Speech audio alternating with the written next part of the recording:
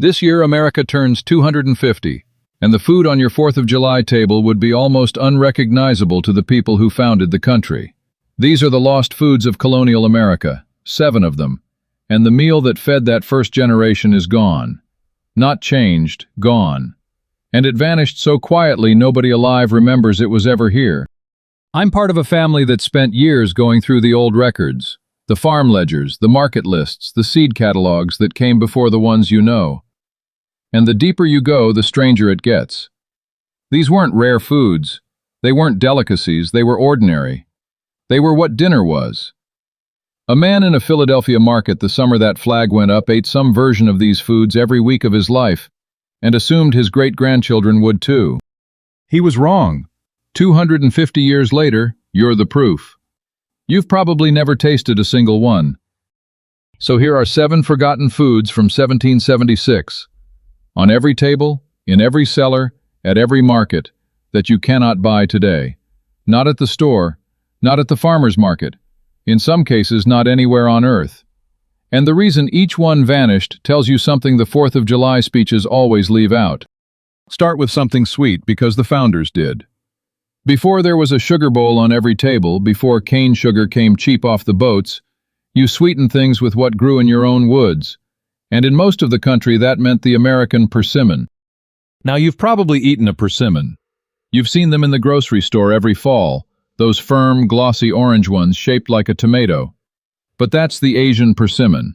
That's not the one. The American persimmon, Diospyros virginiana, if you want to go looking for it, is a different fruit entirely, off a wild native tree, and it's smaller, softer, and when it's ripe it tastes like a date crossed with brown sugar and cinnamon. People baked it into puddings and breads.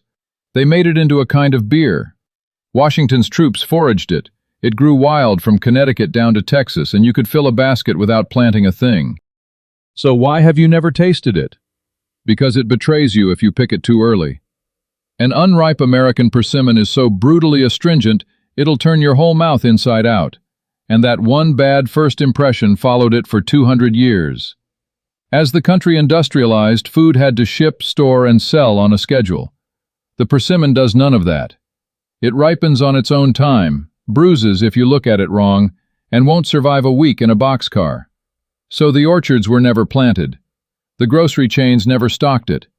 And a fruit that fed half the country quietly became a thing only your grandfather might have known, if he grew up rural. The trees are still out there. The fruit still drops every fall. In the woods where almost nobody picks it up anymore.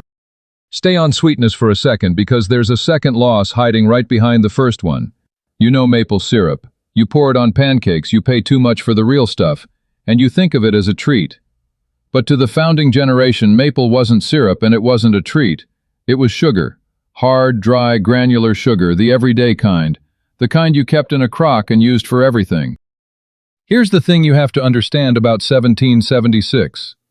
Cane sugar came from the islands, and the islands meant slavery and British ships and taxes. So for a lot of Americans, tapping a maple tree and boiling it all the way down to a solid cake of sugar wasn't just cheaper, it was a quiet act of independence. You weren't buying from the empire, you were making your own, off a tree in your own yard. There were people in this country, Dr. Benjamin Rush, the Philadelphia physician and founding father, was one of the loudest, who pushed maple sugar specifically because it didn't come from enslaved labor on a British plantation. The Quakers, the Society of Friends, organized what they called the free produce movement around it. The sweetness on your table could be a statement about who you were. So where did it go? Cane won. After the country expanded and the sugar trade got cheap and industrial, refined white cane sugar flooded in, uniform and bottomless and dirt cheap. Maple couldn't compete on price. It takes around 40 gallons of sap boiled down to make a single gallon of syrup, and far more labor to push it all the way to sugar. So maple got demoted. It went from the sugar you lived on to the syrup you splurge on. Same tree, same sap. You just inherited the expensive, watered-down version, and the founders had the real thing. And almost nobody makes the sugar anymore. You can find the syrup on any shelf. The cake of hard maple sugar your great-great-grandmother kept in her pantry has basically disappeared from American life. Now it gets darker, and I want you to sit with this one because it's the most American story on this whole list. Picture a bird about the size of a slim dove. Nothing special to look at. But in 1776, the passenger pigeon, Ectopistes migratorius, was very likely the most abundant bird on the face of the earth, and it lived right here. Not by the thousands, by the billions. When a flock passed overhead, it didn't dot the sky, it blacked it out. Eyewitnesses described flocks a mile wide that took hours to pass over a single spot, the sound like a roaring wind, the daylight going dim at noon. The naturalist John James Audubon watched one of these flocks for 3 days without seeing it end, and estimated the birds passing over a single point at over 1 billion. He sat there and counted, and eventually he gave up. And you ate them. America ate them. Passenger pigeon was cheap, plentiful protein. So cheap it was the food of the poor, packed into barrels, sold by the wagon load in city markets, fed to hogs when there was too much. It was, for a while, one of the most ordinary meats in the country. The founding generation never worried about it for one simple reason. There were too many to ever run out. That was the assumption. Infinite birds, free meat, forever.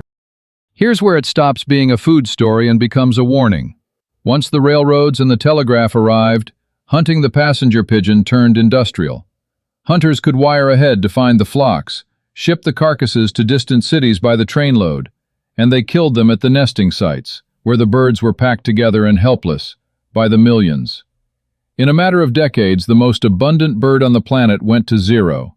Not reduced, zero. The very last passenger pigeon, a bird named Martha, died in a Cincinnati zoo in 1914. Her body is preserved today at the Smithsonian National Museum of Natural History in Washington.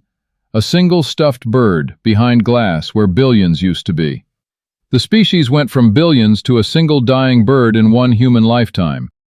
A man who watched those flocks blot out the sun as a boy lived long enough to read in the newspaper that the bird no longer existed anywhere on Earth.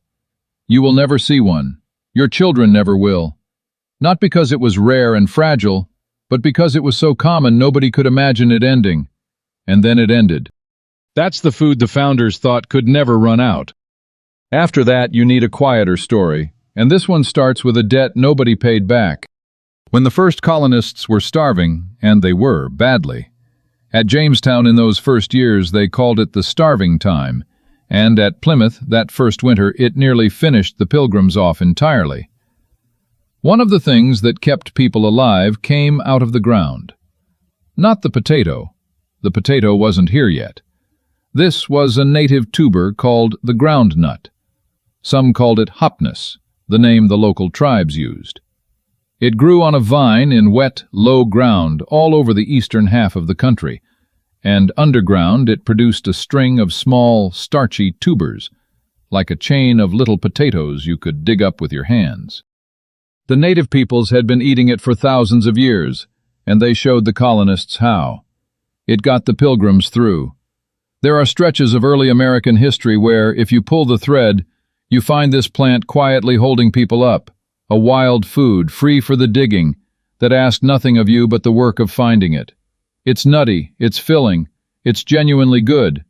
You could have grown up on it. So why isn't it on your plate? Because it had the bad luck to compete with the potato, and the potato won on every count that a farm economy cares about. The groundnut grows slowly. It can take 2 or 3 years to size up a decent tuber, and it grows on a sprawling vine that doesn't suit neat rows and machinery. The potato matures in a single season and practically begs to be farmed at scale. So the food that saved the colonists got quietly shoved aside by an import that was simply easier to grow and sell. Nobody banned it, nobody killed it off. It just lost the competition and got forgotten so completely that most Americans today have never heard the word hopnus. It's still out there in the wild, same as it ever was. The plant that kept this country alive in its hungriest years is now a thing foragers dig up as a curiosity, if they know to look at all. Now walk down to the river, because in 1776, that's where a huge amount of America's food came from. Every spring, like clockwork, the rivers of the East Coast filled up with fish. The big one was the American shad, Alosa sapidissima, which in Latin means literally most delicious. A silverfish, part of the herring family, that lived its life out in the ocean and then came surging up the rivers by the millions to spawn. And when they ran, you didn't need a boat or fancy gear. You could stand on the bank with a net and pull out enough fish to feed your family for the year. People salted them, smoked them, packed them in barrels by the thousands. For a poor family, the spring shad run was the difference between making it and not. This isn't a small footnote either. There's a story, and a lot of historians take it seriously, that the shad run helped save Washington's army.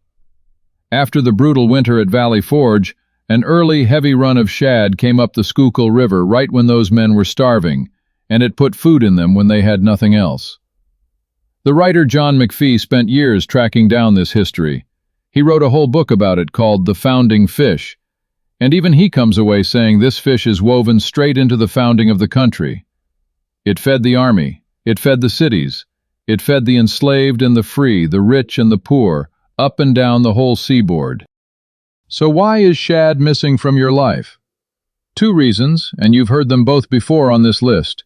First, we dammed the rivers. As the country industrialized, dam after dam went up to power the mills and the factories, and those dams walled the shad off from the spawning grounds they'd used for 10,000 years. A fish that can't get upriver can't reproduce. Second, we fouled the water. Industrial waste and sewage turned the lower rivers into places almost nothing could live. The runs that once turned rivers silver thinned out to a trickle. The fish isn't extinct, it's still hanging on in places, but the wall of fish that fed the founding generation every spring is simply gone, and you grew up never knowing the rivers were ever that alive. And while you're standing at that same river, there's another food running through it that the founders prized and you've been taught to be disgusted by. The American eel. You probably just made a face. Hold on, because this one's different from everything else on the list. The eel didn't vanish from the water. It vanished from your idea of what food is. To the founding generation, the eel was a prize. It's rich, it's fatty, it smokes beautifully, and it kept through the winter when fresh meat was scarce. The colonists caught them in traps and weirs the native peoples had taught them to build. There are accounts of the pilgrims being shown how to catch eels and eating extremely well because of it. Up and down the coast and far inland, eel was a serious, respected food. It showed up on Christmas tables. It was something you looked forward to. And the eel's life story is genuinely one of the strangest in nature. Every American eel you could ever catch was born in one place, the Sargasso Sea, out in the open Atlantic, drifted thousands of miles as a tiny, see-through larva, swam up into the rivers and lived there for years, sometimes decades, before heading all the way back out to sea to spawn once and die. Nobody figured this out for centuries. The fish on the founders' plates carried a secret it took modern science generations to crack. So what happened? Same two walls as the shad. The dams cut the eels off from the inland waters where they used to grow fat and old, and the pollution did the rest. But the deeper loss here is the one in your own head. Tastes narrowed. As the country got richer and grocery meat got cheap and uniform, Americans quietly decided that eel was strange, lowly, foreign, something other people ate. A food that the founders served at a holiday table became a thing you'd recoil from in the grocery aisle. The eel didn't leave you. You left the eel. The last one is a vegetable, and it's the strangest name on the list, because it isn't from Jerusalem and it isn't an artichoke. The Jerusalem artichoke, a lot of people now call it the sunchoke, is a native North American sunflower that grows a knobby, edible tuber underground, a little like a cross between a potato and a water chestnut, sweet and nutty and crisp. This is another one the native peoples were growing and trading long before the colonists arrived, and the founders took to it fast. It was easy. It grew almost anywhere, in poor soil, with no fuss, and it came back year after year on its own. Thomas Jefferson grew them at Monticello. They were so reliable that for a long time the Jerusalem artichoke looked like it might become a major American crop, a homegrown vegetable that didn't need babying, that fed you through lean times, that was simply, stubbornly there. So why did it fade? Honestly, it had a strength that turned into a curse. It grows so aggressively and spreads so relentlessly that farmers came to see it as a weed. Plant it once and you'll be pulling it up for years. And like the groundnut, it couldn't beat the potato in the one race that mattered. Easy to harvest, easy to ship, easy to sell in uniform sacks. So it slid to the margins. It never went extinct, you can still find it, and it's having a small comeback among gardeners and chefs who've rediscovered it. But it went from a founding-era staple with a real future to a footnote most Americans have never knowingly eaten. And that's the seventh. 7 foods that fed this country at its very beginning. A wild fruit, a homemade sugar, a bird beyond counting, a tuber that saved the starving, a river full of fish, an eel at the holiday table, and a vegetable that should have been a star. Every one of them ordinary 250 years ago. Every one of them gone or nearly gone from your life today. So here's what I keep coming back to, going through these old records with my family. None of these foods died in some great disaster. There was no plague, no single villain, no one decision you could point to and say, that's what did it. They were lost the most ordinary way there is, a little at a time, because something else was cheaper or faster or easier to load onto a train. Nobody chose to lose them. Nobody fought to keep them either. They just slipped out of American life while everyone was busy, and one generation forgot to tell the next that they'd ever been here at all. 250 years ago, the people who built this country sat down to food that you and I will likely never taste. And the distance between their table and yours isn't really about the food. It's about how quietly a country can lose the things it once couldn't imagine living without. Now, most of these aren't actually extinct. The persimmon still drops in the woods, the sunchoke still spreads, the shad still runs in a few clean rivers, which means the real question isn't just what we lost. It's what it would take to get any of it back. And that's a story for another day. Until then, this is what my family does on this channel. We go through the records, the old catalogs, the ledgers nobody reads anymore, and we find what America quietly let go of, and we bring it back up into the light. If that's the kind of thing you want to keep seeing, the way to make sure these stories keep finding you is simple. Follow along, and we'll keep digging up what got buried.